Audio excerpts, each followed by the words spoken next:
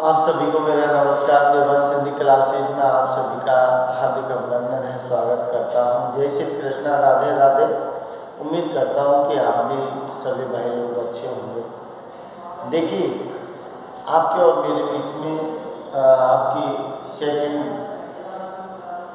Semester की जो book है जिसमें कहानी है आपकी, और एक उपन्यास वाली बुक है। तो उपन्यास ग्लोबल गांव का देवता है। अगर आप देखना चाहो तो 1, 2, 3 और 4 पार्ट में उपन्यास जो है उसकी मैंने वीडियो बना के और डाल दी है। तो वो लास्ट ईयर से ही डल रही है, क्योंकि लास्ट ईयर आपके सिलेबस में लगा है, तो वो डल रही है। आप देखना चाहें तो उनको दे सकते हैं। अब भी मैं पढ़ाऊँगा उनको। तो देखिए, यशपाल जी हैं, और जो कि हिंदी साहित्य के जाने वाले लेखक हैं, जिनके जन्म, उनकी व्यक्तित्व और कृतित्व जो था उनके विषय में मैं बात कर चुका हूँ। जैसे यशपाल जी का जन्म 1903 फिरोजपुर छावनी पंजाब में हुआ है। मृत्यु 1976 में दिखाई है। तो एक लेखक हैं, कहानीकार हैं, कथाकार हैं और निबंधकार है, उपन्यासकार। अच्छे दादा कामरेड और पार्टी कामरेड, देशद्रोही, दिव्या, अमिता, देखिए अनेक तरह के उपन्यास इन्होंने लिखे हैं। ये कैसे हैं? सामाजिक यथार्थ। जिस तरह से मुंशी प्रेमचंद थे उसी तरह से सामाजिक यथार्थ जो है इनकी काव्य में भरा पड़ा है। तो अच्छे कवि हैं। तो देखो, उन्हीं कहानियों में से इनकी एक कहानी है जो दिखाई है, जिसमें क्या है, पिंजरे की उड़ान है, फूलों का तोता है, चिंगारी है, ज्ञानदान है, अनेक कहानी है इनकी। आत्मकथा है सिंगावलोकन जो इन्होंने लिखी है। तो पर्दा कहानी है। पर्दा जिस तरह की कहानी है वो कैसी कहानी है? एक सामाजिक कहानी है। इसका मतलब समाज के अंदर जो मानव रहता है और मानव की किस तरह की सोच होती है? उस समाज में रहते हुए मानव की जो विडंबना है, जो मध्यम वर्गीय परिवार का आदमी होता है, उसकी विडंबना, उसका जीवन जीने की एक शैली, किस तरह से वो दूसरे व्यक्ति है जिनकी बराबरी करते हुए अपने जीवन को निकालना चाहता है। या फिर अपन कहें कि मान ली कभी हमारे दादा परदादा या पुरखे कभी पैसे वाले रहे हों, उसी परंपरा को हम भी निर्वाह करते रहे हों, जबकि हमारी स्थिति ऐसी नहीं है, लेकिन हम दिखावा जो है। लेकिन ये सारी चीज़ें नहीं होनी चाहिए, क्योंकि जैसी स्थिति है उसी के अनुसार हमको ढालना चाहिए और उसी के अनुसार हमको चलना चाहिए। जैसे पर्दा है, तो पर्दा कहानी में कभी उनके दादा मुंशी थे, दरोगा थे, तो सब कुछ मैनेज हो रहा था। लेकिन अब नहीं है, और हम उसी परंपरा के अनुसार उसको पीटते रहें और ऋण से ग्रस्त होकर अपने जीवन को बर्बाद करते रहें, तो ये एक गलत बात है।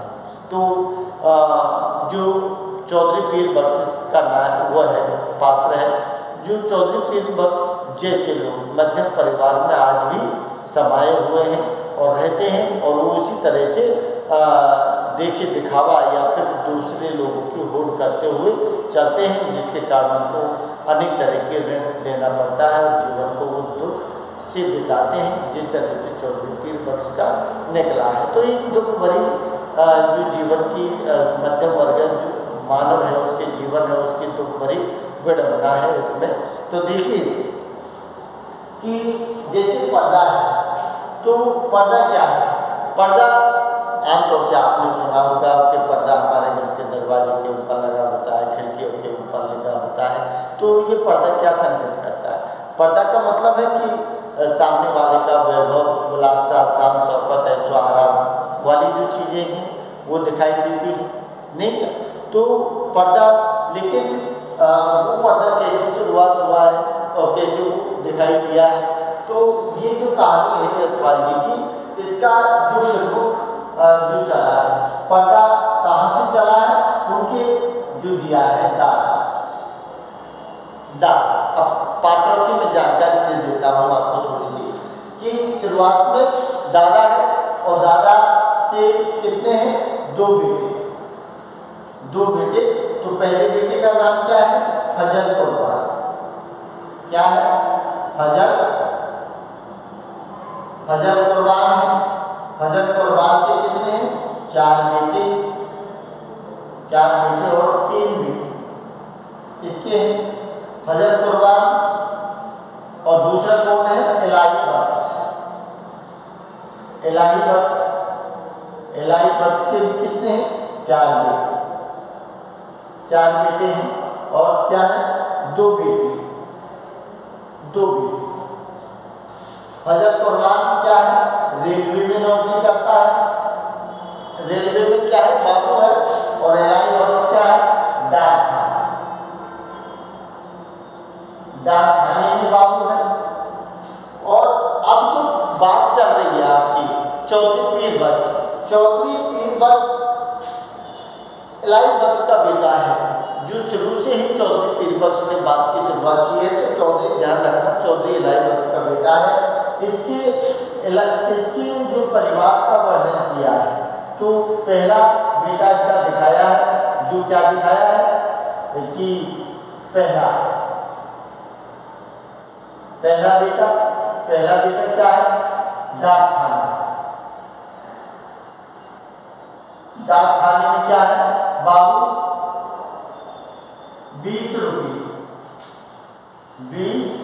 रुपये मासिक वेतन पर काम करता है।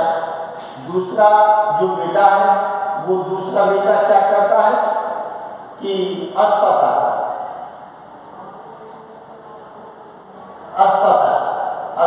में क्या है? जिसे अपन कहते हैं कंपाउंडर। दूसरा बेटा कौन है? कंपाउंडर है। और तीसरा बेटा कौन है? तीसरा बेटा दिया है स्कूल में वजीफा पाठक क्या हो गया? मुदरिस दिया है। अब मुदरिस क्या है? जो अपन कहते हैं शिक्षक, जो मदरसा में शिक्षक होते हैं मुसलमान समाज के लोग, वो मुदरिस है। और चौथे नंबर का 1 2 3 और चौथे नंबर का कौन है? चौधरी पीर बख्श।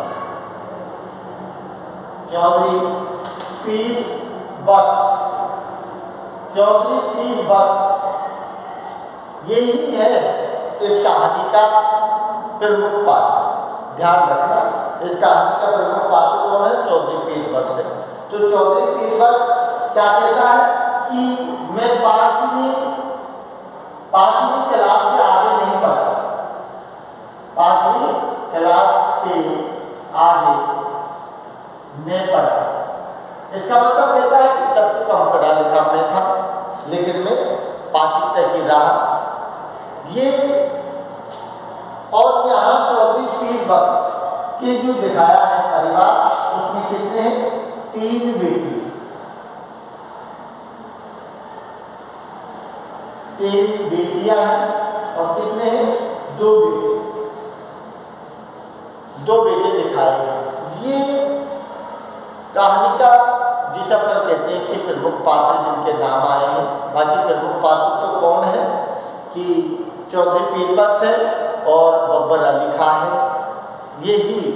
और जो चौधरी पीर बख्श के पत्नी है, उनकी 3 बेटी हैं, उनकी वालदा, उनकी माँ है जो आई है। तो ये प्रमुख पात्र के रूप में है।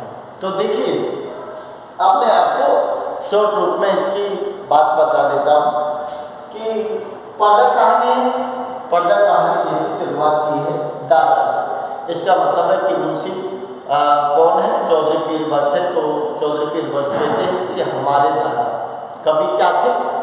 हमारे दादा कभी चुंगी महकमे में मुंशी थे, चुंगी महकमे में दरोगा रहे, तो मुंशी की पोस्ट पर रहे, दरोगा रहे। अब दरोगा थे तो अच्छी शान शौकत थी, अच्छी इज्जत थी, अच्छी पैसा था। तो उन्होंने एक छोटा सा पक्का मकान भी बनवा लिया था। और पक्का मकान जो था, आप जानते हो कि पहले पैसे वालों के था, तो पैसे वालों के था तो उसमें उनके समय, दादा के समय से पर्दा चलता आ रहा। तो अच्छा छोटा मकान था लेकिन अच्छा मकान था।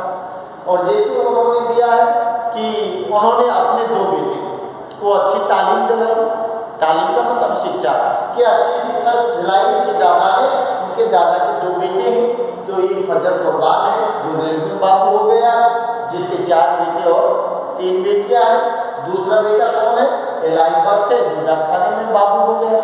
तो दोनों बेटों को अच्छी तालीम दिलाई, लेकिन ये इंट्रेंस जो दिया है कि इंट्रेंस पास करके दोनों बेटे बाबू हो गए। और एक उन्होंने कल्पना की है कि एक ज़माना वो था जिसमें लोग मिडिल होकर डिप्टी कलेक्टर बन जाते थे, लेकिन मैं जो है ये जो लोग हैं ये 30-40 मासिक रुपया से ज़्यादा नहीं कमाते हैं।